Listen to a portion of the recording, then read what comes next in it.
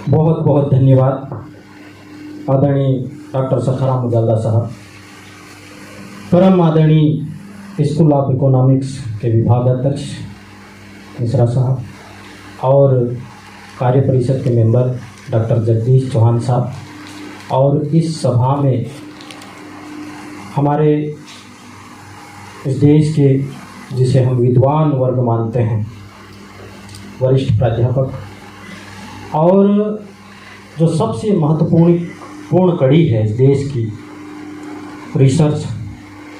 शायद ज़्यादातर लोग यहाँ पर रिसर्चर बैठे होंगे, और ज़्यादा महत्वपूर्ण लोग जो कुछ चीज़ें घट रही है इस दुनिया में या देश में, उसको लेकर लोगों में संवेदना जगाने का काम कर रहे हैं। मैं उन सभी साथियों का तहे दिल से स्वागत अभिनंदन करता हूं। साथ ही आज विशेष अवसर पर मुझे इतना बड़ा सम्मान देना, विद्वान लोगों के बीच में बात करना। हम लोग घूमते हैं बेशक, जैसे डॉक्टर मुजल्ला साहब ने कहा, लेकिन जो ज़मीन पे काम करते हैं उन लोगों से ज़्यादातर हम मिलने का प्रयास करते हैं। आप जैसे लोगों के बीच में इस तरह से संवाद करने का अवसर कम मिलता है, तो मैं प्रयास करूंगा जिस मकसद के लिए ये परिचर्चा आपने रखी और जो विषय तय किया है उसमें मेरे स्तर से न्याय प्रदान कर सकूं। हो सकता है कम उम्र, कम अध्ययन, कम अनुभव की वजह से कुछ चीज़ें छूट जाए, लेकिन उसे वहाँ नहीं छोड़ना है, उसे आगे लेके जाना है। ये हम सबकी जवाबदारी होगी। आज जो विषय रखा है, समावेशी विकास की चुनौतियाँ आदिवासी समुदाय के संदर्भ में, ये एक बहुत महत्वपूर्ण विषय है। पूरी दुनिया में डेवलपमेंट, विकास, इसके नाम पे ही बहस चल रही है। कभी कभी परिस्थितियाँ, समय, ये लोगों को इस पे सोचने के लिए मजबूर भी करती है। क्या जो विकास की आज हमने परिभाषा समझी है, गढ़ी है, या जिस रास्ते पे हम चल रहे हैं विकास समझ के, क्या वास्तव में हम सही रास्ते पे जा रहे हैं? शायद ये अवसर है जो परिस्थितियाँ निर्मित हो रही पूरे इस प्रकृति में, उसको देखकर पुनर्विचार करने की आवश्यकता है। शायद मैं जो इशारा कर रहा हूँ, क्योंकि मैं शुरुआत कर रहा हूँ और शुरुआत में वो गंभीरता चाहता हूँ कि जो विकास की परिभाषा है, विकास की जो अवधारणा है, और विकास को लेके जो अंधी दौड़ मची है दुनिया में, उसमें हम सब लोगों को किस ढंग से सोचने की ज़रूरत है। मैं शुरुआत यहाँ से करना चाहूँगा, फिर मैं विकास की बात करूँगा, समावेशी विकास की बात करूँगा, और क्या चैलेंजेस है उसकी बात करूँगा, और आदिवासी समुदाय कहाँ रहता है, कहाँ चुनौतियाँ हैं, इस विषय में बात करके अपनी बात को ख़त्म करता हूँ।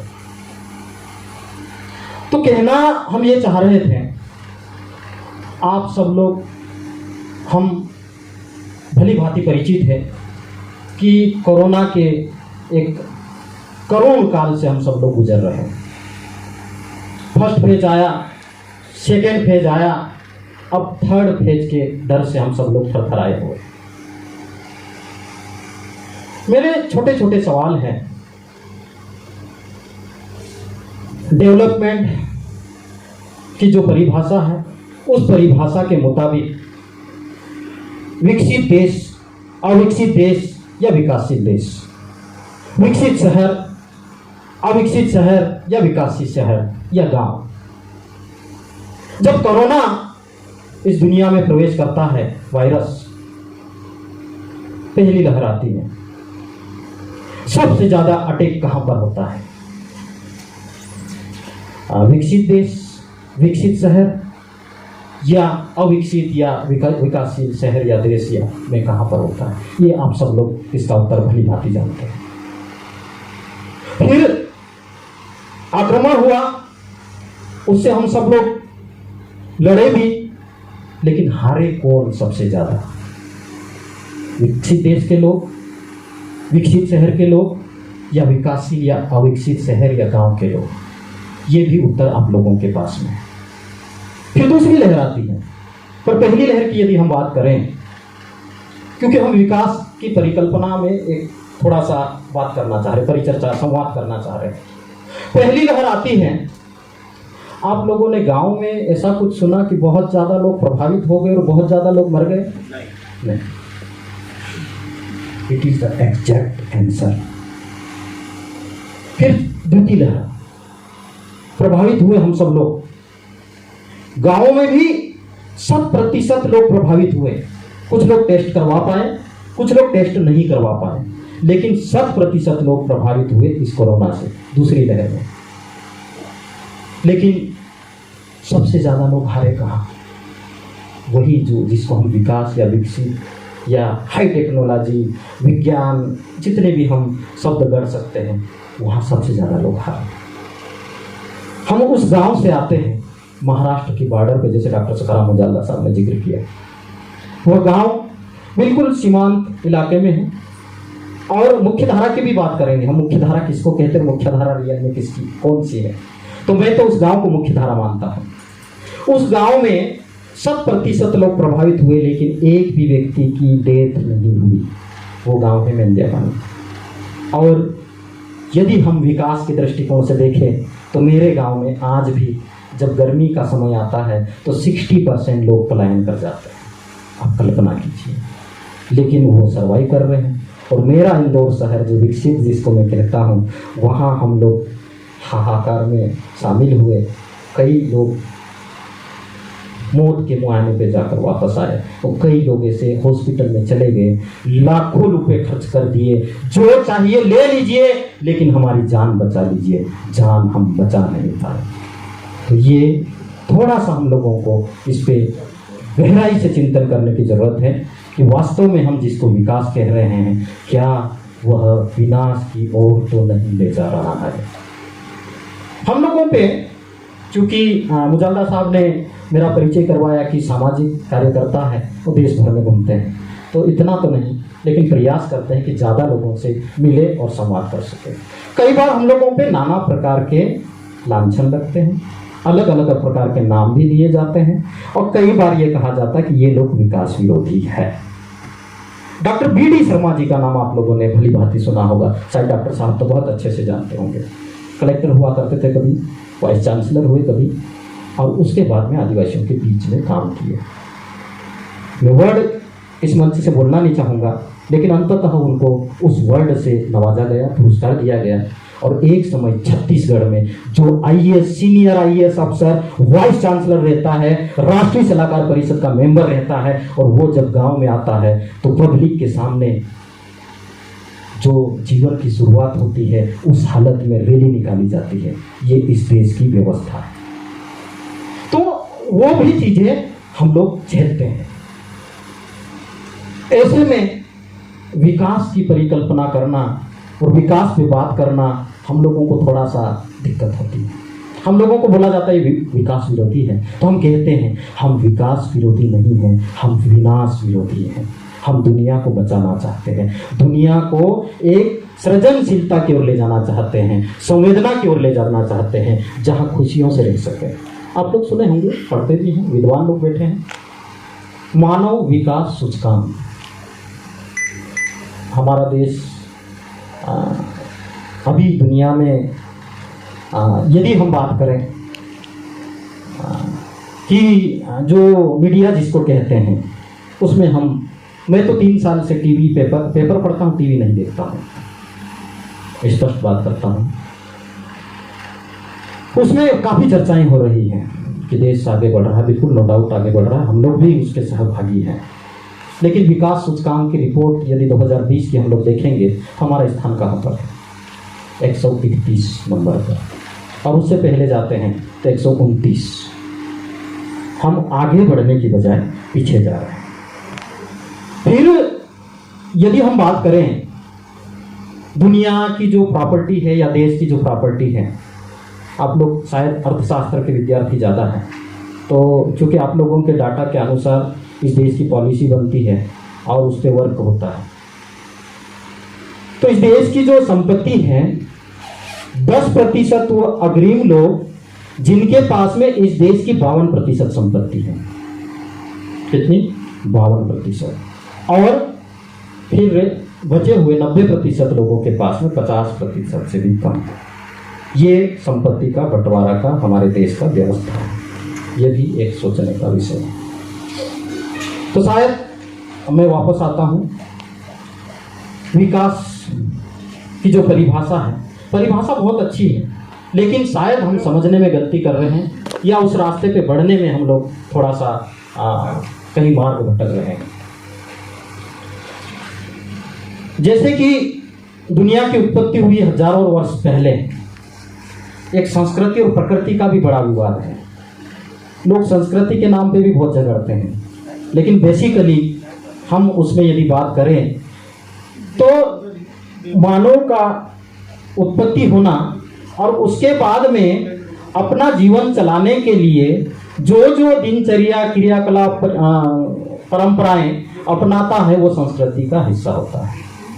शायद मेरी बात से कुछ लोग सहमत ना हो, लेकिन प्रकृति से दूर हट के, क्योंकि प्रकृति तो ऐसी है वो किसी के साथ में भेद नहीं करती है। यदि पेड़ है वो प्रकृति का दिया हुआ है, उसमें फल लगे, छाया आए, तो वो कभी ये नहीं बोलता है कि मेरा फल मैं हिंदू को दूंगा, मुस्लिम को दूंगा, कि बौद्ध को दूंगा, कि सिख को दूंगा, कि ईसाई को दूंगा। करता है? नहीं करता है। यदि उसकी छाया में चले जाए, कोई गरीब चले गया, कोई अमीर चले गया, कोई अमेरिका का चले गया, कोई इंडिया का चले गया, कोई जापान का चले गया, उसके पास वो भेद नहीं है। वो सम रास्ता, सर ने जो वर्ड यूज किया, सम दृष्टि और समान वितरण वाली दृष्टि रखते हुए सबको वो समाहित करता है। एक और चीज पेड़ की, पेड़ को फल वाला है, उसको हम पत्थर देते हैं और वो क्या देता है? फल। ये प्रकृति सिखाती है। तो प्रकृति से हटके विकास के क्रम में जब हम लोग अपनी परंपराएं, रीति रिवाज और रस्म जितने भी बनाते हैं वो संस्कृति का हिस्सा है। अब कौन सी संस्कृति अच्छी है और कौन सी वैसी है ये आपको फैसला करना, इसमें ज्यादा हम नहीं जाएंगे। तो परिवर्तन प्रकृति का नियम है, और प्रकृति में परिवर्तन दो प्रकार से होते हैं, एक सकारात्मक और एक नकारात्मक। तो हम बात करेंगे सकारात्मक की। तो वह परिवर्तन जो किसी भी समाज, देश व विश्व में किसी भी या कोई भी सकारात्मक परिवर्तन जो प्रकृति और मानव दोनों को बेहतरी की ओर ले जाता है, वही वास्तव में विकास है। प्रकृति और मानव को दोनों को बेहतरी की ओर ले जाता है, प्रकृति भी और मानव भी। यदि आज हम विकास की बात करें, इंदौर की बात करें, कभी सर हम ऐसे ही सभागृह में बैठे थे और वहां चर्चा चल रही थी कि इंदौर में एक तो प्रकृति और एक विकास और मानव की बेहतरी। इंदौर में यदि लाइट चले जाए, इंदौर में लाइट चले जाए कुछ समय के लिए, 24 घंटे 48 घंटे के लिए, इंदौर के हॉस्पिटल में कितने लोग वेंटिलेटर पे होंगे, कितने लोग ऑक्सीजन पे होंगे। तो हमारी डिपेंडेंसी कृत्रिमता की ओर होना और जो हम मानव जीवन को बेहतरी की ओर ले जाना या प्रकृति को बेहतरी की ओर ले जाना, उसमें हमको पुनर्मंथन करने की जरूरत है। अब छोटी सी बात पे चिंतन कीजिए कि विकास हम किसको कहेंगे? प्राकृतिक संसाधनों को या प्राकृतिक संसाधनों को सुरक्षित रखना या प्राकृतिक संसाधनों को, नेचुरल रिसोर्सेज को सुरक्षित रखते हुए नेक्स्ट जनरेशन को ट्रांसफर करना, इसको कहेंगे विकास? या मैं नाम लेने में कतई इच्छा नहीं, जिसको आप कैपिटलिज्म कहते हैं, पूरी दुनिया उसके अंदर में चल रही है। कुछ ही लोगों के हाथों में जीवन चलाने के लिए तो पर्याप्त है, मुझे उतना ही भोजन चाहिए जितना अडानी, अंबानी, टाटा, बिरला सबको चाहिए, मुझे भी उतना ही चाहिए, लेकिन मुझे ज़्यादा चाहिए, ज़्यादा विकास चाहिए। ऐसा करके हम जंगल काटते हैं, हम जमीन खोदते हैं, हम खनिज संपदा निकालते हैं, नदियों पे बड़े बड़े तालाब बनाते हैं। तो ये जो पर्यावरण का संतुलन बनता है या बिगड़ता है? बिगड़ता है, नो डाउट। तो क्या हम मानव और प्रकृति की बेहतरी की ओर जा रहे हैं? नहीं। यही हमको चिंतन मंथन करने की जरूरत है। तो ठीक है, आप उसका पुनर्सर्जन नहीं कर सकते हैं तो कम से कम इतना तो कर सकते हैं कि प्रकृति से उतना ही लीजिए जितना कि आपके जीवन को चलाने के लिए आवश्यक है, बाकी सुरक्षित रखते हुए आने वाले जनरेशन के लिए छोड़ दीजिए। सिंपल। लेकिन नहीं, मुझे भी ज़्यादा चाहिए, आपको भी ज़्यादा चाहिए, सबको ज़्यादा चाहिए, और सबको ज़्यादा चाहिए के चक्कर में हमने पूरा जंगल खत्म कर दिया है, पहाड़ों को खोद दिया है, ज़मीनों को खोद दिया है, और नदियों पे बड़े बड़े डैम बना दिए और बड़ी बड़ी चिमनियाँ खड़ी कर दी। आसमान में शुद्ध हवा की बजाय आपने पूरा कार्बन डाइऑक्साइड खोद दिया। और इसीलिए जो कोरोना आया था तो ऑक्सीजन की कमी हुई और कई लोगों को ऑक्सीजन नहीं मिल पाया। बहुत ही दुख के साथ में कहना पड़ता है, इंदौर जैसे शहर में हम लोग तो मास्क लगाए थे, नहीं लगाए से नहीं, लेकिन लोग जो घर में छुप रहे थे तब हम घर से बाहर निकल के हॉस्पिटलों में लोगों की मदद कर रहे थे, पर ऑक्सीजन फिर भी नहीं मिल पा रहा था। क्यों? यही आपका विकास जो अंधाधुंध आप लोग एक प्रतिष्ठा का स्पर्धा मचा के रखे हैं, उसकी बदौलत हुआ है। UNO, United Nations of Organization, संयुक्त राष्ट्र संघ, उनने भी अपने हिसाब से परिभाषा को गढ़ा है।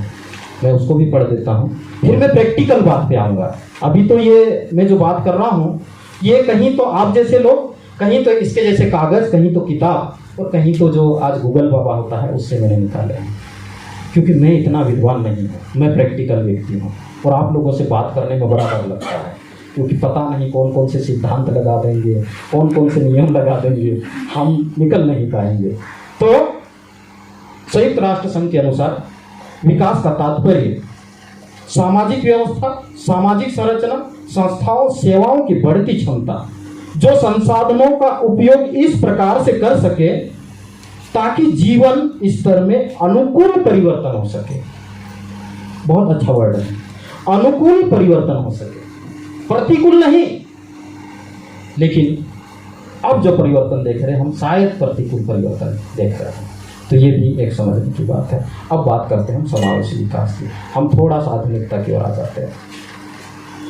फिर भी मैं आप लोगों को सोचने के लिए बात दूंगा कि समावेशी विकास शब्द और उसमें आदिवासी समाज,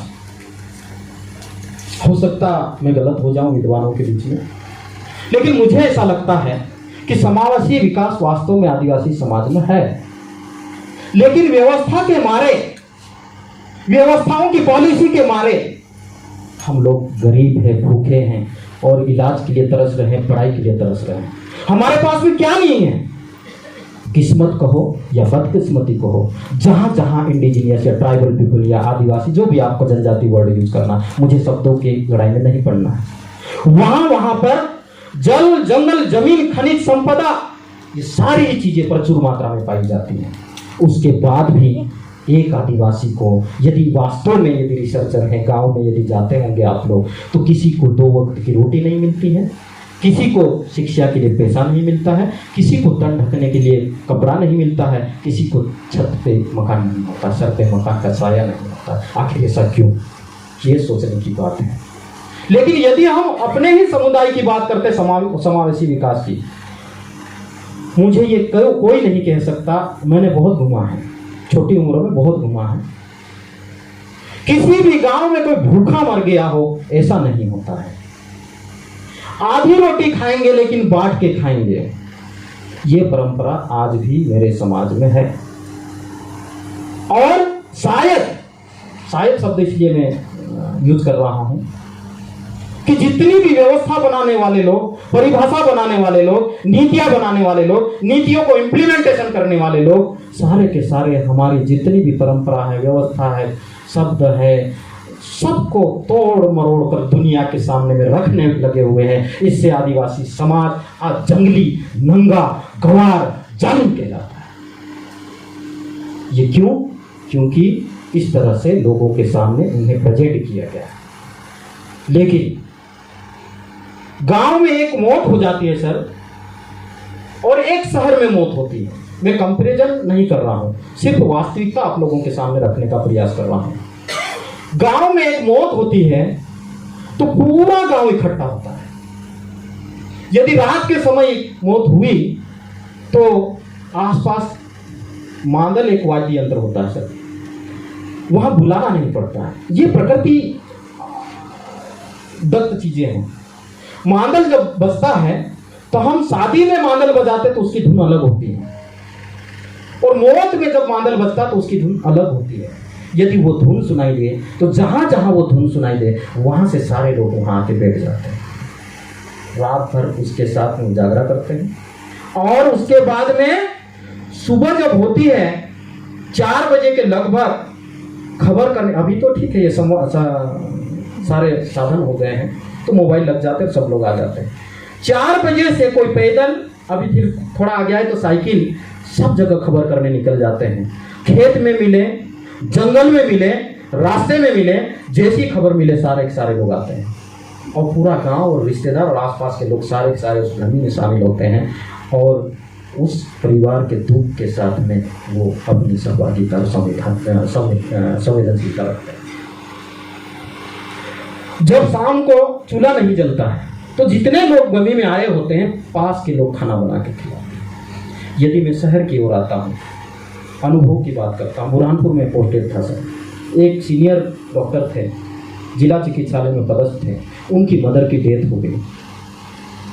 हम चूंकि पड़ोस में रहते थे, हमने भी सोचा कि गांव जैसा ही माहौल है, चले जाओ, हम भी जाके बैठे। जैसे ही 9 बजे करीब डेथ हुई थी, 11 साढ़े 11 बजे, उसके बाद में डॉक्टर साहब ने बोला कि साहब आप भी अपने घर जाइए, हम भी सो जाते हैं। व्हाट इज दिस, क्या है समझ? मैंने कहा सर हम बैठेंगे आपके साथ। उन्होंने कहा नहीं, कोई ज़रूरत नहीं है, ठीक है, क्योंकि घर का व्यक्ति यदि कह रहा है तो हमें मानना पड़ेगा। सुबह फिर हम गए तो कितने लोग होते हैं उस अंतिम शव यात्रा में? 15 से 20 लोग होते हैं। ये एक उदाहरण। दूसरा, एक मल्टी होती बड़ी सी, उस मल्टी में हम सारे लोग रहते हैं और अलग अलग जगह अलग अलग काम करने वाले हैं। ये व्यस्तता विकास कह रहा हूं सर। एक जगह डेथ हो जाती है या बीमार है, सीरियस है, दूसरे उसी मल्टी में, दूसरे उसके फ्लोर पे या पड़ोस में रहने वाला व्यक्ति मेहमान आया हो तो जो कुछ पकवान बनाना, मैं उसके अंदर नहीं जाना चाहता हूँ, बढ़िया खाएगा पिएगा और ड्यूटी चले जाएगा, उसको कोई मतलब नहीं। तो वो जो समावेशी बात कर रहे हैं, जो साथ में मिलके की बात कर रहे हैं, वो आज भी जिसको आप मुख्य धारा से कटा हुआ गांव या मुख्य धारा से कटे हुए लोग कहते हैं, वहाँ पे आज भी वो मौजूद है।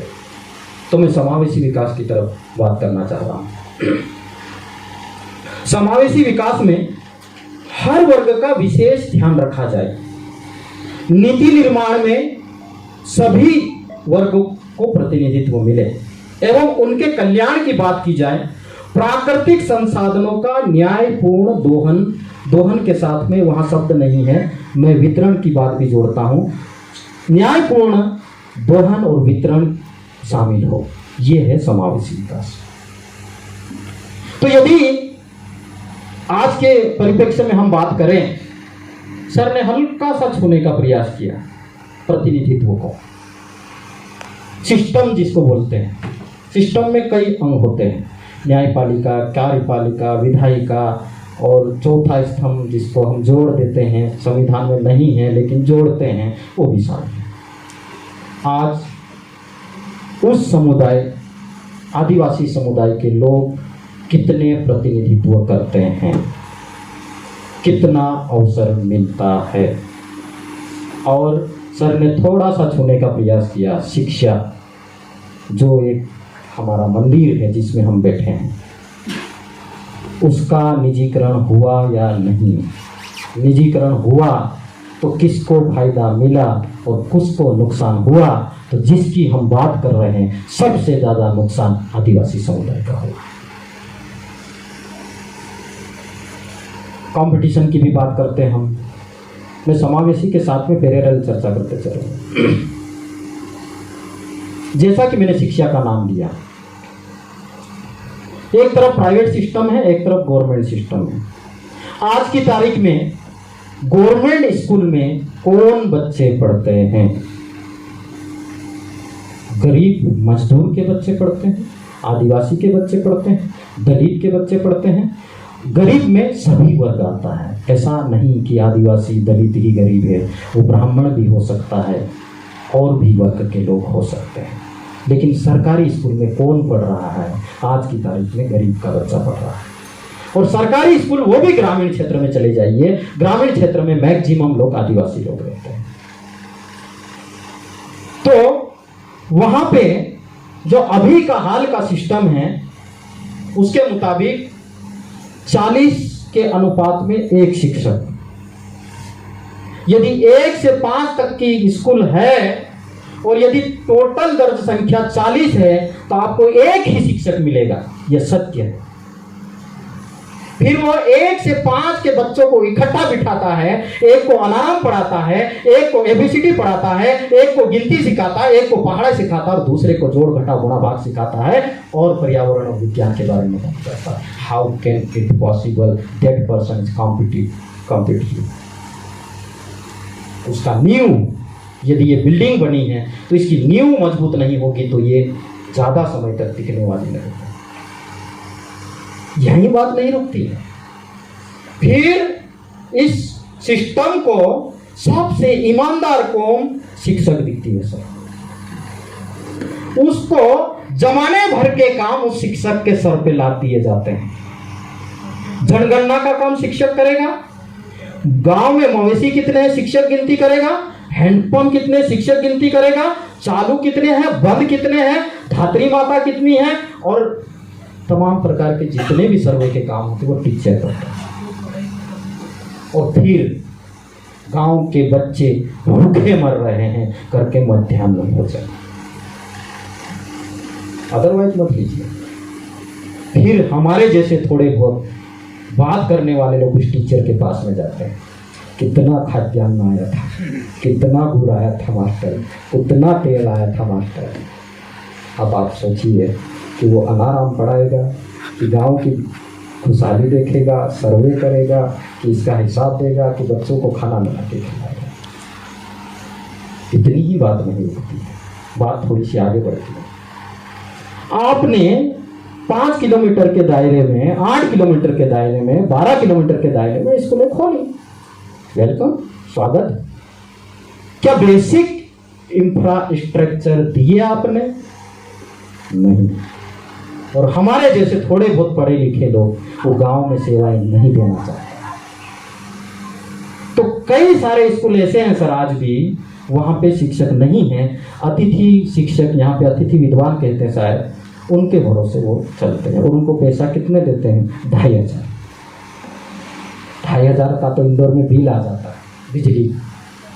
उसको 2500 में अपना परिवार भी चलाना है, रिश्तेदारों की देखभाल भी करना है, क्योंकि गांव में एक ही व्यक्ति उस परिवार में एक ही पढ़ा लिखा है और सारी जिम्मेदारी भी निभाना है। बीमार हो जाए तब भी इलाज करवाना है और उन बच्चों को ईमानदारी से पढ़ाना है। करेगा वो ईमानदारी से? नहीं करेगा। भवन नहीं है, फर्नीचर नहीं है, यदि है तो हमारे जैसे कॉन्ट्रैक्टर लोग होते हैं, वो कंस्ट्रक्शन का काम करते हैं। आपके लिए भी यहाँ पे बिल्डिंग बने होंगे, मैं ज़्यादा कमेंट नहीं करना चाहता हूँ कितने अच्छे बनते हैं। तो यहाँ जब ऐसे बन सकते तो वहाँ कैसे बनेंगे, आप कल्पना कर सकते हैं। तो बारिश जब आती है तो बच्चा अपनी कॉपी लेके थोड़ा इधर खसकता है, थोड़ा इधर खसकता है और फिर टीचर बोलता है कि बेटा बहुत ज़्यादा बारिश हो गई, अब अपने घर चले जाए। बारिश ज़्यादा होती है तो चूंकि मैं कोरोना की बात कर रहा था, इसे जोड़ देता हूँ। आपने बात की फिजिकल डिस्टेंस की, किसकी बात करी? Physical distance. Social distance word use करता हूँ, मैं यूज करता हूँ फिजिकल डिस्टेंस। क्या होता सोशल डिस्टेंस? सामाजिक दूरी। इसका हिंदी मीनिंग तो यही हुआ ना, फिजिकल डिस्टेंस। तो वो बंदा पहले से ही फिजिकल डिस्टेंस में रहता है, इसलिए भी वो सर्वाइव किया। जब यहाँ लॉकडाउन लग गया, मैं थोड़ा बदमाश भी हूँ, मुझे थोड़ा पता चला कि ये लंबा चलने वाला है। एक दिन का जब लॉकडाउन हुआ था, कुछ डॉक्टर मित्र है जो थोड़ा सा अच्छे ढंग से जानकारी रखते हैं, उन्होंने कहा कि सर अपने आप को संभाल लीजिए, 3 महीने से पहले खुलने वाला नहीं है। मैं भी भक्के गांव चले गया, 3 महीने हम गांव में रहे, खूब काम किए। डॉक्टर साहब सखराम उजालदा भी गांव में काम किए होंगे। सर मुझे कभी नहीं लगा कि इस देश में लॉकडाउन लग गया है, मुझे कहीं नहीं लगा। तो वो एक जीवन होता है। तो वो दूर दूर पे मकान होते हैं, अपने अपने खेत में मकान होते हैं, जंगल में मकान होते हैं। तो जब वो स्कूल जाता है तो बीच में नाला आ जाता है, तो भी स्कूल नहीं जा पाता है।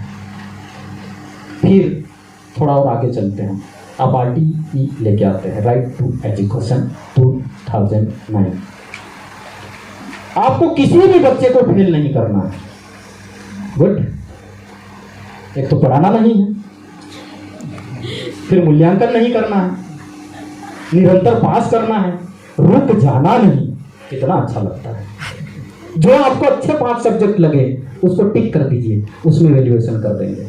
गणित छोड़ दीजिए, मैथ्स छोड़ दीजिए। फिर आते आप 10th में, फिर आते आप 12th में। कितना बच्चा कॉम्पीट करेगा, कितने पास होंगे ये आप जानते हैं। फिर टीचर, फिर सर दूसरा और होता है, डंडा चलता है। रिजल्ट खराब हुआ तो आपका इंक्रीमेंट रोक दिया जाएगा। तो फिर जो 12th और 10th की एग्जाम, जिसको हम बोर्ड कहते हैं, पेपर ऊपर से सेट होते हैं, लेकिन यहां से लिखवाए जाते हैं। क्यों? क्योंकि मेरी मजबूरी है। यदि रिजल्ट अच्छा नहीं आएगा तो शायद इंक्रीमेंट रुक जाए या ट्रांसफर हो जाए। फिर वो बच्चा आपकी PET, नेट, IIT, जितने भी जो अभी लेटेस्ट और अच्छे हायर एजुकेशन की इंस्टीट्यूट है, वो गांव का बच्चा एडमिशन ले पाएगा?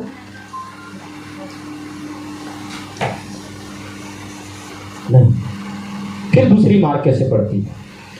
एक तरफ बच्चा, ये तो एक तरफ की बात की, दूसरी तरफ की यदि बात करेंगे तो एक क्लास सर, पहली या प्ले ग्रुप या KG1 KG2 कितने टीचर होते हैं जहां हमारा बच्चा पढ़ता है? 3 4 5 अलग अलग सब्जेक्ट के टीचर। यदि कमजोर हो तो अलग से ट्रीट किया जाता है। वहां से बच्चा निकलेगा और CBSE पैटर्न पे, और ये माध्यमिक शिक्षा मंडल, इंग्लिश मीडियम, हिंदी मीडियम, और फिर वो कंपटीशन देगा। तो कौन बच्चा आगे बढ़े? ये हम खुद ही इसके आंसर पा सकते हैं। फिर ठीक है, प्रतिभा कहीं ना कहीं बढ़ती है, आप हम जैसे लोग निकल जाते हैं। तो सिस्टम में, मैं सिस्टम की बात कर रहा हूं, सिस्टम में तकलीफ होती है, क्योंकि इस देश में, भारतीय संविधान में पिछड़े, दलित और आदिवासियों के लिए उनके समुदाय का प्रतिनिधित्व की बात की गई है। वो चाहे प्रशासनिक हो या राजनीतिक हो या शिक्षा में हो। तो कई बार ये कमेंट सुनने को हम लोगों को मिलते हैं कि 10 साल के लिए रिजर्वेशन दिया गया था, आजादी के 70 साल बाद भी क्यों बढ़ा रहे हैं? सही प्रश्न है, लेकिन संविधान को तो पढ़िए कि 10 साल की रिजर्वेशन की या 10 साल के प्रतिनिधित्व की बात कहां की गई है? शिक्षा में, शासकीय सेवा में, या राजनीतिक प्रतिनिधित्व में?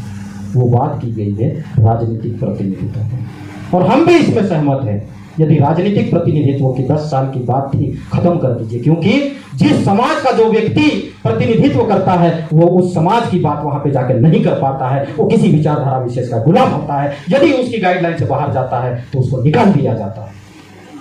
कई उदाहरण हुए इस देश में। भंवर सिंह पोरते साहब का उदाहरण ले लीजिए, माननीय दिलीप सिंह भुरिया जी का उदाहरण ले लीजिए, कई बड़े बड़े नाम हैं। मैं ये विचारधारा वो विचारधारा में पढ़ना नहीं चाहता, इस झगड़े से हम बाहर हैं। तो और वो भी कि एक बार जिसको रिजर्वेशन मिल गया दोबारा नहीं मिलना चाहिए, क्रीमी लेयर का कॉन्सेप्ट आना चाहिए। ठीक है, बहुत अच्छी बात कर रहे हैं। क्या प्रतिनिधित्व की बात, यह समावेशी विकास की बात, जिसमें सभी समुदाय के प्रतिनिधित्व की बात की गई है, क्या वो गरीबी दूर करने का एक माध्यम है प्रतिनिधित्व की बात? नहीं। यदि वास्तव में ऐसा है तो जो 10% लोगों के पास में प्रॉपर्टी है तो पहले उसका बंटवारा कीजिए, फिर हम आगे बात करेंगे। उससे पहले कोई बात नहीं होगी, पर फिर भी समावेशी विकास की बात नहीं हो सकेगी। तो ये चीजें थोड़ी ठीक से समझने की जरूरत है। तो फिर हमारे जैसे लोग थोड़ा बहुत जैसे तैसे संघर्ष करके इस व्यवस्था में प्रवेश पा जाते हैं, और चूंकि इस व्यवस्था में जनसंख्या के अनुपात में प्रतिनिधित्व की व्यवस्था की गई। मैं रिजर्वेशन शब्द यूज नहीं करता हूँ, और न ही मैं सामान्य वर्ग की यूज करता हूँ, मैं ओपन कैटेगरी बोलता हूँ। ओपन फॉर ऑल, और वही है सही मीनिंग उसका। लेकिन हम लोग ये जो देश में एक संवेदनापूर्ण वातावरण बनाना चाहिए कि इंसान इंसान होता है, उसको छोड़ के हम एक को छोटा, दूसरे को बड़ा, तीसरे को अछूत, तीसरे को और पता नहीं क्या क्या, ये जो भेद पैदा कर रहे हैं वो ठीक नहीं इस देश के लिए। तो हमारे जैसे लोग आते हैं और जनसंख्या के अनुपात में प्रतिनिधित्व की बात की गई है, तो एक वर्ग के पद खाली होते हैं और ओपन कैटेगरी के ऑलरेडी फिलअप होते हैं। तो जब खाली है और जो बेसिक उसकी क्वालिफिकेशंस हैं वो यदि पार कर जाता है तो उसको मिल जाता प्रमोशन, और जो ओपन कैटेगरी से आता है उसको नहीं मिलता है, तो वही जेलेसी पैदा होता है। और उसी के चलते ये जो 2016 में कोर्ट का जजमेंट आया पदोन्नति में आरक्षण, जिसकी की सजा हम भी और आप भी दोनों ही बराबरी से भुगत रहे हैं, ये भी एक बात है। तो एक जो हमारे देश में उच्च प्रशासनिक सेवा की कॉम्पिटिटिव एग्जाम होती है, आईएएस या संघ लोक सेवा आयोग, पीएससी, उसमें हम वो स्कूल के पढ़े हुए बच्चे से कल्पना कर रहे हैं कि वो आके आईएएस क्लियर कर जाए। तो एक तो कर सकता है, नो डाउट, अपवाद हर जगह मिलेंगे, लेकिन बहुतायत बहुत कम मिलेंगे। तो एक तो वहां से नहीं आ सकता। आपकी जो यहां बात कर रहे हैं कि नीति निर्माण में सभी वर्गों का प्रतिनिधित्व होना चाहिए, तो सीधे नहीं आ सकता है, तो कैसे जाएगा? बाय प्रमोशन जाएगा नीति निर्माण करने में। तो वहाँ तकलीफ हुई, और ये कैसा हो सकता है? तो प्रमोशन इन रिजर्वेशन आता है, तो वहाँ कोलैप्स, इधर कोलैप्स, आपका समावेशी विकास धरा की तरह। जितनी बात हम कर रहे हैं उतनी बात शायद आप नहीं कर पाएंगे। तो बोलते ना, बहुत अच्छा, कभी कभी जो कहावतें बनी हैं वो बहुत अच्छी सटीक होती है, जो जने वही जाने। माताएं ठीक से अच्छे से उस चीज को समझ सकती हैं, बहनें ठीक से समझ सकती हैं। तो जब पॉलिसी बनती है वहां पर वहां से आने का रास्ता बंद, यहां से जाने का रास्ता बंद। फिर हमने कहा कि नहीं, हम संघर्ष करेंगे, हमारे भी बच्चे प्राइवेट स्कूल में पढ़ेंगे, हमारे भी बच्चे अच्छी स्कूल में पढ़ेंगे। तो फिर आपने बात करी क्रीमी लेयर की। आपकी वार्षिक आय अभी आ रहा है देश में धीरे धीरे 6 लाख से अधिक होगी, तो आपको वो प्रतिनिधित्व की जो बात है, संविधान में बात की गई है 15/4 16/4 की, वो नहीं मिलेगा। एक बार यदि आप क्लास 1 क्लास 2 हो गए तो आपके बच्चे को नहीं मिलेगा। तो यदि मेरा और आपका बच्चा जो थोड़े से ठीक जीवन जी रहे हैं वो सीधे फाइट कर सकता था, उसको भी रोक दिया। तो फिर जो समावेशी विकास की बात है वो फिर पीछे छूट जाएगा। तो इसको ठीक से बारीकी से समझने की जरूरत है। और यदि व्यवस्था में सभी वर्ग का पर्याप्त प्रतिनिधित्व होता है और सभी लोग अपने अपने वर्ग की बात करते हैं, तो उसमें बुराई क्या है?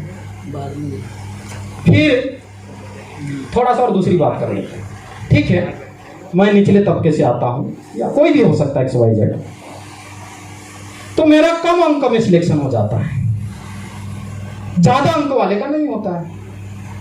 फिर इस देश में एक और परंपरा चालू हुई, डोनेशन। सर मैं नहीं ज्यादा समझता क्योंकि मैं ज्यादा पढ़ा लिखा नहीं, उसके भी कम नंबर होते हैं, लेकिन 1 CR यदि दे दिया तो कौन से मेडिकल कॉलेज में एडमिशन चाहिए मिल जाता है। आप बोलते हैं ना, कम अंक वाला डॉक्टर बन जाता, वो कैसे अच्छा इलाज करेगा। और मैं दावे के साथ में कह सकता हूं कि ट्राइबल कम्युनिटी सबसे ईमानदार होती है, सबसे हार्ड वर्कर होती है और सबके साथ में न्याय करने की बात करती है।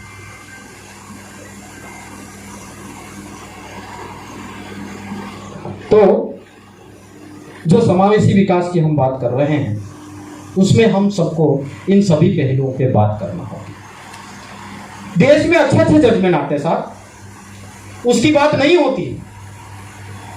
यूपी के इलाहाबाद हाई कोर्ट का एक जजमेंट आता है, बहुत अच्छा जजमेंट, जिसकी चर्चा पूरे देश में होना चाहिए थी लेकिन नहीं हुई। वो जजमेंट ये था, नेता हो या अफसर सबके बच्चे पढ़े सरकारी स्कूल में। होना चाहिए या नहीं होना चाहिए? क्या कौन सिस्टम को कौन चलाता? आप और हम ही चलाते हैं ना। ठीक नहीं चल रहा है तो हम चला सकते हैं ना, दुरुस्त कर सकते हैं ना।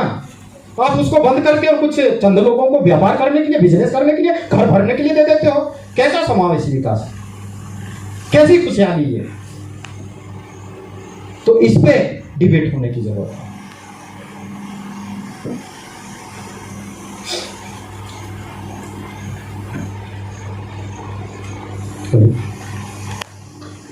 ये तो मैंने छोटा सा उदाहरण दिया एजुकेशन सिस्टम का। ऐसे ही सभी सिस्टम है। यदि बारीकी से, जो रिसर्चर लोग हैं ना, उनको बारीकी से घुसने की जरूरत है।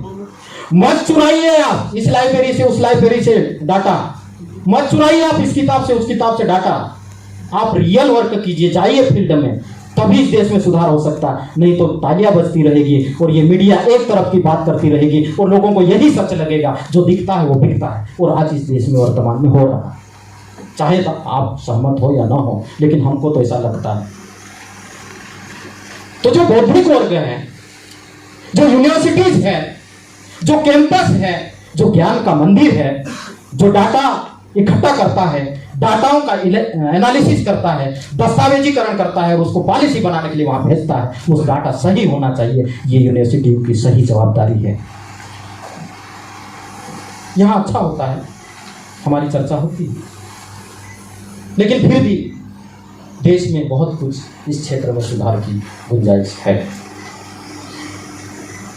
जो शिक्षा के तत्व हैं, किसी ने बहुत अच्छे ढंग से डिफाइन किया है। मैं बहुत ज़्यादा विद्वान नहीं हूँ, लेकिन फिर भी किसी की बात को सुन के जो अच्छी लगती है लोगों से शेयर करने का प्रयास करता हूँ। 4H शिक्षा का सिद्धांत, 4H शायद पढ़े होंगे कुछ लोग। हेड, हैंड, हार्ट और हार्मनी, ये शिक्षा के मूल तत्व होना चाहिए। शिक्षा की व्यवस्था में समावेश होना चाहिए, अर्थात बौद्धिक कौशल, हृदय और संवादिता। क्या आज की शिक्षा व्यवस्था में ये चारों चीजों का समावेश है? यदि समावेश है तो ऐसी चीजों को दबा के रख दिया जाता है। हम शिक्षा व्यवस्था में क्या पढ़ा रहे हैं? जनरल बात करें, हम अपने बच्चे से हम कहते हैं, कितने बच्चे? 50, आपको टॉप आना है। दूसरा भी यही कहता है, आपको टॉप आना है। क्या करेगा वो? उन 50 को पछाड़ेगा तब टॉप आएगा ना। दैट इज कॉम्पिटिशन, जिस वैल्यू की हम बात कर रहे हैं। फिर मुझे उन 50 को पछाड़ने के लिए कोई भी नीति अपनाना पड़ेगा, अपना लेता हूं, क्योंकि मेरे माँ बाप चाहते हैं कि मैं टॉप आऊं।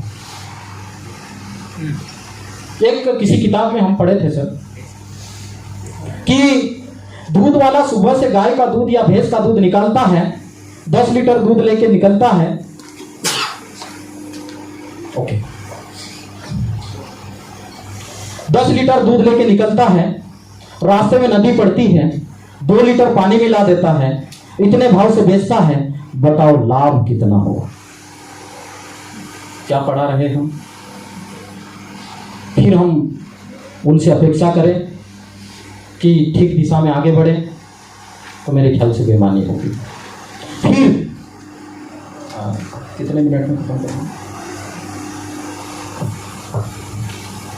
ये प्रैक्टिकल बात जुड़ जाती है, इसलिए थोड़ी सी बात लंबी होती है, और प्रैक्टिकल बात होना ही चाहिए। कहीं पे भी परिचर्चा हो, संवाद हो, प्रैक्टिकल बात होना चाहिए। मैं शिक्षा व्यवस्था पे, चूंकि सब सिस्टम का अपना अपना नियम है और नियमों से बाहर नहीं जाना चाहिए। आप जब वक्त बोलेंगे उस टाइम पे हम अपनी बात को खत्म कर देंगे, और फिर कभी मिलेंगे तो अधूरी बात को फिर से चर्चा करेंगे, कोई इशू नहीं। और एक बार में चर्चा हो भी नहीं सकती, और एक बार में किसी समस्या का समाधान भी नहीं हो सकता। भारत देश, इसमें हम क्या लोगों को सिखाते? मैं आप लोगों से पूछता हूं, भारत देश का सबसे बड़ा दुश्मन कौन है? कौन? पाकिस्तान? चाइना? यही ना? यही है। ठीक है, नहीं बोले, बच्चे रहते तो जोर से चिल्लाते हैं, क्योंकि बच्चों को हमेशा सिखाते हैं। और सबसे अच्छा धर्म कौन सा? मैं जिस धर्म को बिलोंग करूंगा वही नाम लूंगा। ऑब्वियसली कौन सा वैल्यू दे रहे हैं? पाकिस्तान में जाके पूछता हूं यही प्रश्न, दो प्रश्न पूछता हूँ, सबसे अच्छा देश कौन सा? तो भारत। और सबसे खराब और दुश्मन कौन सा? पाकिस्तान। यही प्रश्न मैं पाकिस्तान जाके पूछता हूँ, तो पाकिस्तान वाला जवाब दिया पाकिस्तान, और दुश्मन भारत। तो ये चीजें गहराई से समझने की है। तो हम लोगों ने जो कृत्रिम व्यवस्था बनाई, जब दुनिया बनी थी सर, तो इंसान ही था, मानव ही था। न हिंदू था, न बौद्ध था, न सिख था, न जैन था, न ईसाई था, न पारसी था, कोई नहीं था, कोई नहीं था, वो इंसान था। और न काला था न गोरा था, वर्ण जरूर था, वो कलर जरूर था, लेकिन भेद नहीं था। न गरीब था न अमीर था, न ऊंच था न नीच था। लेकिन जैसे जैसे हम कृत्रिम व्यवस्था बनाई, वैसे वैसे हम लोगों ने ये भेद पैदा किया। और यही बात मैं आदिवासी समुदाय में जाके यदि करता हूं, जिसको आप मुख्य धारा से कटे हुए कहते हो, वहां पर यदि कोई व्यक्ति आ जाता है, तो आज भी कई मकान ऐसे हैं जो आपकी मुख्य धारा से दूर है। दिन में तो सभी जगह दरवाजे नहीं लगते, जैसे हमारे शहरों में दरवाजे लग जाते हैं। कोई आता है तो खटखटाता है, घर का मेंबर आता है, कौन, क्या, किससे मिलना है, क्या काम है। यदि हमारे काम का है तो ठीक, नहीं तो कोई बात नहीं, दरवाजा फिट। यही उल्टा यदि हम चले जाते हैं तो दरवाजा हमेशा खुला है, कोई भी आ जाए उसको पूछेंगे नहीं, आएंगे, फटी गोदड़ी और टूटी खटिया यदि है तो वही बिछा देते हैं, वही पानी पिला देते हैं, चाहे मटके में रखे या पात्र में रखे, गिलास हो या लोटा हो, उसी से हम पिला देते हैं पानी। और चाय यदि दूध हो या ना हो, लेकिन काली ही चाय हम उनको पिला देते हैं। और फिर भी यदि खाने का टाइम है तो खाना पूछ लेते हैं, तब भी नहीं पूछते कि आप कौन हो, कहाँ से आए, क्यों आए हैं। आप बताओ, वैल्यू कहाँ है, यहाँ है या वहाँ है? उसको धर्म के बारे में कुछ भी पता नहीं है। ईमानदारी से कह रहा हूँ, टोटल जिसको आप पिछड़ा हुआ गांव कह सकते हैं, दूरस्थ गांव, आज चले जाइए, हिंदू धर्म की चर्चा कर लीजिए, मुस्लिम की चर्चा कर लीजिए, जैनियों की, ईसाइयों की, पारसों की, बौद्ध की, किसी भी धर्म की चर्चा कर लीजिए, उसको नहीं मालूम। फिर हम सुधारने के बहाने वहां जाते हैं और उनको बताते हैं कि ये धर्म ऐसा है, तुम इस धर्म के हैं, तुम्हारे धर्म को ये बर्बाद कर रहा है, तुम्हारे धर्म को वो व्यक्ति बर्बाद कर रहा है, और फिर जहर घोलते हैं और लड़वाने का काम किया जाता है। फिर हिंसा की बात होती है, आदिवासी हिंसक होता है, सर से चर्चा चल रही, हम मानते हैं हिंसक है, लेकिन हिंसक नहीं, वो संवेदनशील है, उसको समझने की जरूरत है। वो जंगलों में रहता है, बिहड़ों में रहता है, उसके पास में सुरक्षा का कोई संसाधन नहीं होता है, इसलिए वो तीर, कमान, फालिया, गोफन और टेंगा रखता है। यदि रात को कोई जंगली जानवर आक्रमण कर दे, दिन में खेत में कोई आक्रमण कर दे, तो आत्म सुरक्षा के लिए वो हथियार रखता है। लेकिन मुझे बताइए, क्या आदिवासी कितने हिंसक हथियार बनाया है? कितने बम, कितने गोले, कितने बंदूक और कितने रासायनिक हथियार बना लिया है? एनालिसिस कीजिए। दुनिया में यदि सबसे ज्यादा हिंसा हुई तो किसने की है? सिविलाइज्ड सोसाइटी या अनसिविलाइज्ड सोसाइटी? ये प्रश्न है। तो एजुकेशन सिस्टम में बात कर रहे थे, थोड़ा सा दूर चले गए। इस देश में कितने प्रतिशत लोग खेती करते हैं? शायद 70% के लगभग, एग्जैक्ट आंकड़ा ना हो, ऊपर नीचे हो सकता है। लेकिन इस देश में कृषि विश्वविद्यालय ज्यादा है या तकनीकी विश्वविद्यालय ज्यादा है? बात किसकी ज्यादा होना चाहिए? कृषि की होना चाहिए। रोजगार की सबसे ज्यादा संभावना कौन से क्षेत्र में है? एग्रीकल्चर में है।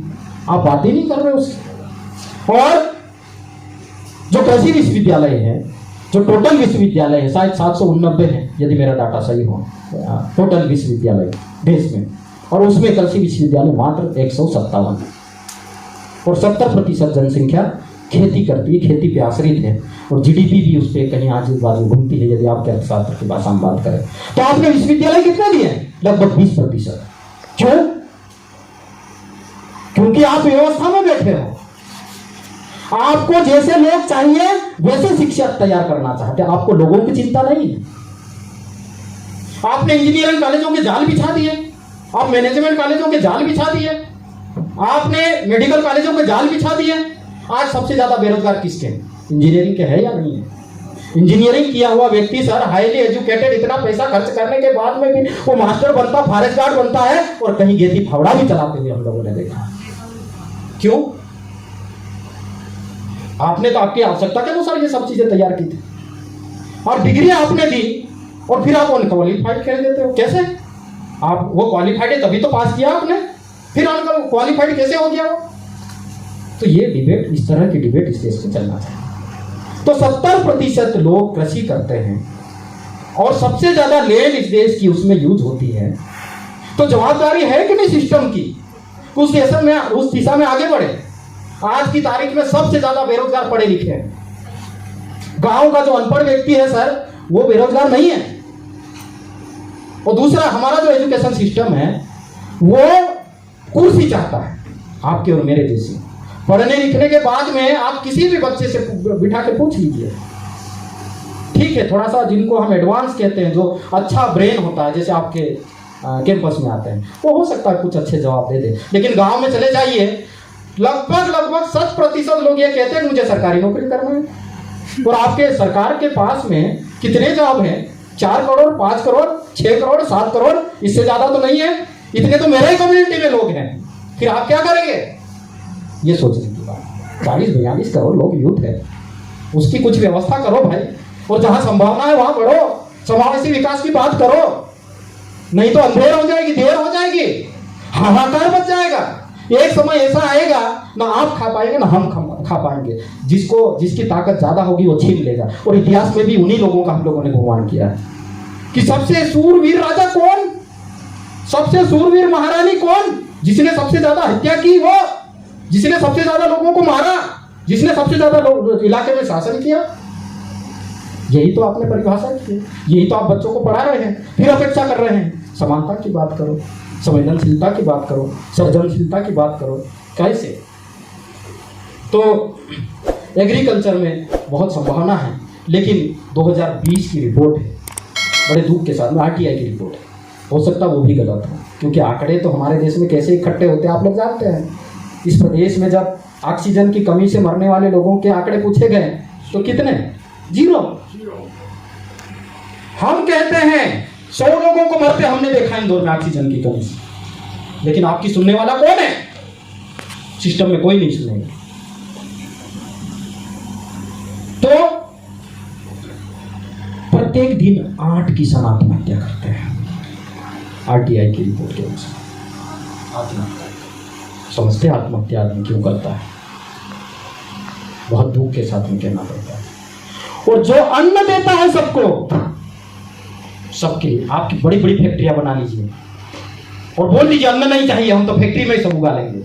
हो सकता है? इसे नहीं हो सकता है।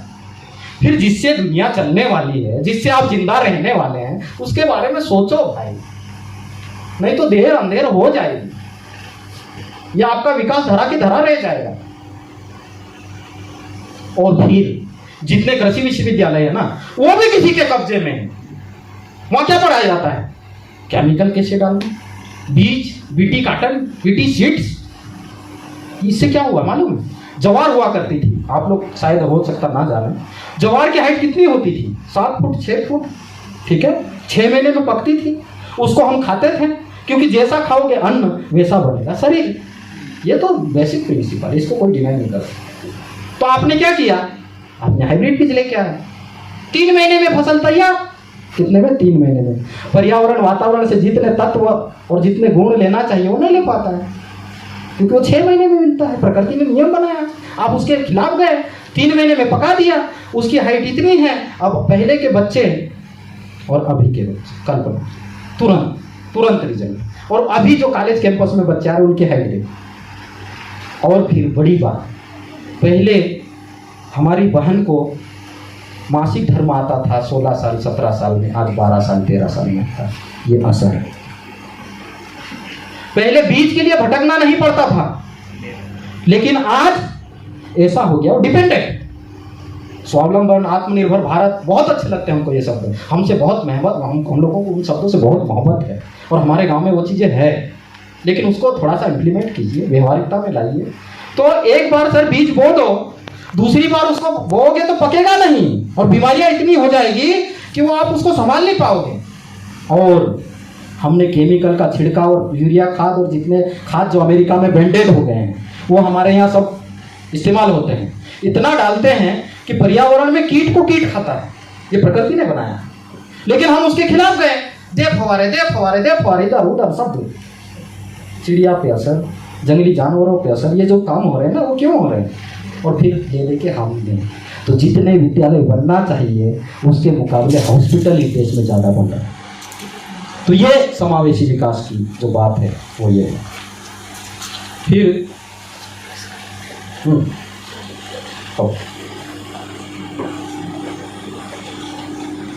तो मैं सारगर्भित रूप से अब उसको समापन करना चाहूँगा। बातें बहुत है, बहुत चर्चा करनी है। आप जैसे लोग कभी मिलते नहीं, वो तो हम लोगों को, किस्मत वालों को कभी कभी मिल जाते हैं। तो फिर भी हम लोगों को यदि आदिवासी संदर्भ में बात करें तो मैं आखिरी समराइज करके अपनी बात को ख़त्म करूँगा। आदिवासी समाज संवेदनशील है। जितने गुण आप बात कर रहे हैं समावेशी विकास की सर, वो सारे गुण आदिवासी समाज में मौजूद हैं। यदि मेरे गांव में विवाद होता, मेरे से मतलब जो ट्राइबल विलेज है, विवाद होता है तो ये तो आपका पुलिस थाना तो अभी आया। हमारा जीवन तो जब से दुनिया बनी तब से चल रहा है। और बड़ी बात कहता हूं मैं, इस देश के संविधान में, इस देश के कानून में, इस देश के नियम में कोई चीज नहीं लिखी जाती है तो क्या शब्द यूज करते हैं? नेचुरल जस्टिस, प्राकृतिक न्याय का सिद्धांत। ये हमारे न्याय के पुजारी कहो या जो भी कह लो, देवता कहो, वो बैठे हुए हैं। तो यदि आपके कानून की भाषा में कोई चीज नहीं लिखी जाती तो जजमेंट किस आधार पर सुनाते हैं? नेचुरल जस्टिस कह रहा है। तो हमारे जो रीति रिवाज, परंपरा, रस्म जितनी भी है, कोई ग्रंथ नहीं है सर। आपने ही बनाई ये ग्रंथ, शास्त्र वास्त्र, ये वो सब आपने ही बनाया, हमने कुछ नहीं बनाया। हमने सिर्फ सरल जीवन बनाया। और वो कैसे चलता है? मेरे मतलब बाप दादा करते आए थे, हम करेंगे और अगली पीढ़ी को ट्रांसफर कर देंगे। और यही प्राकृतिक संसाधनों के साथ में भी हमारा व्यवहार है। एक अच्छा उदाहरण, 1854 में अमेरिका के रेड इंडियंस को वहाँ के व्यवस्था वाले लोगों ने एक पत्र लिखा था कि आप इन जंगल जमीन इन सब चीज़ों को ठीक से नहीं संभाल पा रहे, आप हमको दे दीजिए। तो बहुत मार्मिक खत वो जो रेड इंडियंस है उन लोगों ने लिखा था कि हम आपको देने के लिए तैयार हैं, क्योंकि हमारा इसमें कुछ नहीं है, हमारा एकाधिकार नहीं है, ये तो सबका है। लेकिन हम तो ये गारंटी लेते हैं कि जिस अवस्था में ये है, जंगल जमीन खनिज, ये सारी जो पर्यावरण वातावरण है, वो हमें जितना लगेगा लेते हैं और आने वाली पीढ़ी के लिए ट्रांसफर कर देते हैं। यदि आप हमसे वादा करते हैं जिस हालत में हम आपको दे रहे वैसे कि वैसे अगली पीढ़ी को ट्रांसफर कर देंगे, तो हमें देने में कोई हर्ज नहीं। उस खत को आप लोग पढ़िए, बहुत शानदार है। पूरा खत पढ़ेंगे तो उसकी मार्मिकता आप लोगों को समझने को मिलेगी। तो जब लड़ाई झगड़ा हो जाता है तो कोर्ट कचहरी का कुछ वो नहीं होता है। ये कोर्ट कचहरी वाला भी बड़ा खतरनाक खेल है, ठीक है, चाहिए। लेकिन यहां जो ताकतवर है, जो पैसे वाला है, जो अप्रोच वाला है, उसको न्याय मिलता है। ये न्याय को जानने वाले लोग बैठे, हम तो अनपढ़ लोग हैं। लेकिन उस गांव में जो न्याय का सिद्धांत है, यदि कोई विवाद हो गया तो दो ग्रुप बनते हैं और उस ग्रुप में से दोनों पक्ष के लोग बैठते हैं, इससे पूरी बात पूछते हैं कि क्या क्या घटनाक्रम हुआ, फिर दूसरे ग्रुप के पास में जाते हैं, उससे पूछते हैं, वो लोग पूछ के रखते हैं, समझते हैं किसकी गलती है।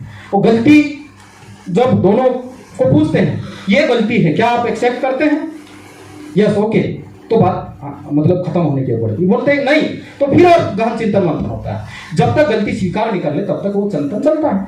और जब गलती स्वीकार कर ले तो दोनों को बताया जाता है आमने सामने करके कि तेरी ये गलती, तेरी ये गलती है, आपको इतना दंड देना पड़ेगा। पंच बैठे, पंच को उठाना है। क्या लाना है? चने लाना है, गुड़ लाना है, सेव लाना है, पानी पिलाना और खत्म कर देना है। तो दोनों को मंजूर हो जाता है और उसके बाद में दोनों हाथ जोड़ते, हाथ मिलाते, गले मिलते हैं, हमारा झगड़ा खत्म। और ये प्रत्यक्ष न्याय का सिद्धांत है। यहाँ बेईमानी, ताकतवर की कुछ नहीं चलती, सब मिलकर निर्णय करते हैं। और एक बड़ा उदाहरण, चूंकि आप लोग अर्थशास्त्र के विद्यार्थी बैठे हैं, आंकड़ों में ज्यादा विश्वास करते हैं। इस देश में जो महिला पुरुष का अनुपात है सबसे ज्यादा किस में है? ट्राइबल में। अलीराजपुर जिले में है, लेकिन ओवरऑल ट्राइबलों में ज्यादा ही मिलेगा। क्यों? वहां लड़की हो या लड़का, दोनों के जन्म होने पे खुशियां मनाई जाती हैं। और जो सिस्टम दूसरा बना वैसा सिस्टम वहां नहीं है। और सबसे ज़्यादा देवियों की ही पूजा होती है। ये आप किसी भी उसको उठा के ले लीजिए, क्यों? क्योंकि महिला प्रधान व्यवस्था थी। खत्म कर रहा हूं, तो इतनी बात करके मैं खत्म कर रहा हूं। तो महिलाओं का सम्मान है, इसलिए इस देश में सबसे ज्यादा देवियों की पूजा होती है। इसको भी अध्यात्म में जाना चाहिए। कभी समय होता तो अध्यात्म की भी और दर्शन की भी बात करते हैं। हम किसी किताब में नहीं पढ़ते, लेकिन जो समझ में आता है, जो रियलिटी है, जिसको कभी किताबों में नहीं लिखा गया, उसको हम शेयर करने का प्रयास करते हैं। तो और पूजा पाठ जब होती है हमारे यहाँ पे, तो क्या होता है, जो हम समावेशी की बात कर रहे हैं, सबको शामिल करने की बात कर रहे हैं, तो महिला पहले पूजा में शामिल होगी। जब तक महिला नहीं होगी तब तक पूजा नहीं होगी। जब तक 5 लोग नहीं होंगे तब तक पूजा नहीं। ये सामूहिकता की बात है। तो ऐसे कई सारे प्रिंसिपल्स हैं, लेकिन फिर भी आखिरी में मैं ये कहना चाहूँगा कि एक तो कृषि पे, इस देश के समावेशी विकास पे ध्यान दिया जाना चाहिए। दूसरा, यदि वास्तव में रोजगार के अवसर पैदा करना है तो आपको जितने ये प्रोडक्ट्स, जंगल के प्रोडक्ट्स हो, सर ने कहा जंगल खत्म हो गए, आप जंगल की बात कर रहे हैं, जंगल बचाने की बात कर रहे हैं, सही बात। लेकिन जंगल भी बोलते हैं, आदिवासियों ने सब काट डाले। लेकिन मैं पूछता हूं कि आदिवासियों के घरों में खटिया है या फर्नीचर है, दरवाजे लकड़ी के हैं या उसके सोटे के हैं, ये जाके देख लीजिए। वो लकड़ी सर 10,000 की होती है, वो 500 रुपए में खरीद ली जाती है। ये व्यवस्था है। जब बिचौलिए की बात की थी सर ने अभी, यदि डिटेल में जाते तो सब चीजों को हम न्याय करते। तो लकड़ी कहाँ भाई, आपके घर में सब कर रहे हैं, आपको ज्यादा चाहिए, आपको ज्यादा ऐसा आराम चाहिए, हमको तो नहीं चाहिए। तो उस पर जो नेचुरल रिसोर्सेज हैं या एग्रीकल्चर प्रोडक्ट है, उस पर एक बड़ी बात करने की जरूरत है कि उस इलाके के लोगों को ज्यादा से ज्यादा इन्वॉल्व कैसे किया जाए। अर्थात जो उत्पादक है वही प्रोसेसर हो, वही निर्माता हो, तब जाके कहीं हो सकता है। क्योंकि ज्यादा लोग ऐसा बोलते हैं ना, भारत गांवों में बसता है, ऐसा बोलते हैं, आपने भी पढ़ा होगा।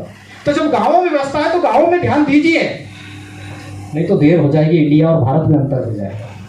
मैं अपनी बात को यहीं ख़त्म करना चाहूँगा। और बहुत सारी ऐसी चर्चा है, हो सकता मैंने भावना में आकर किसी के दिल दुखाने वाली बात भी कह दिया हो। तो मैं, चूँकि आप देश के भविष्य हैं और आप कैंपस के लोग हैं, समाज में काम करने वाले लोग हैं, समाज को दिशा देने वाले लोग हैं, तो उसे छोड़ करके आप लोग सही दिशा में अध्ययन करेंगे, सही डाटा देंगे, सही पॉलिसी बनाने में आप महत्वपूर्ण भूमिका निभाएंगे।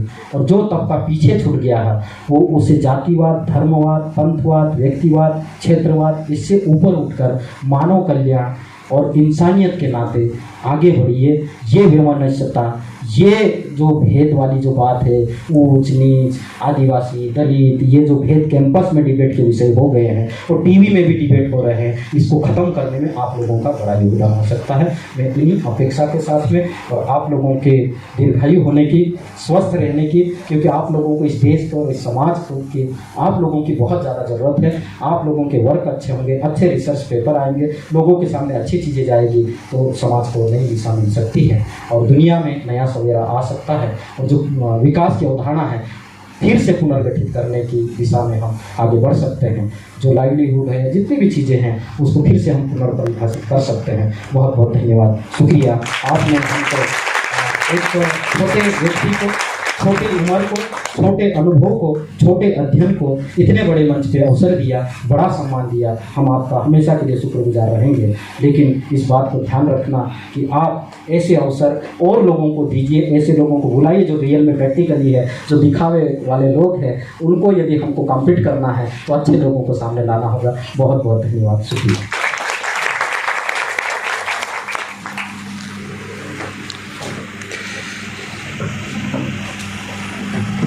बहुत बेहतरीन खरदे साहब, और इतने ऊर्जावान शब्द। और मैंने जैसे कि शुरू में ही कहा कि सर बहुत सारे पूरे देश में यहाँ वहाँ जाते हैं और अनुभव है उनको। खैर उम्र की बात करें तो हम उम्र है, परंतु सर आज इतनी देर मैंने आपको सुना, बस सुनते ही रह गया, देखते ही रह गया सर। मैं यही अर्थशास्त्र पढ़ाते पढ़ाते यहीं कुएं में रह गया लगता है। और आपको सुनकर बहुत अच्छा लगा सर।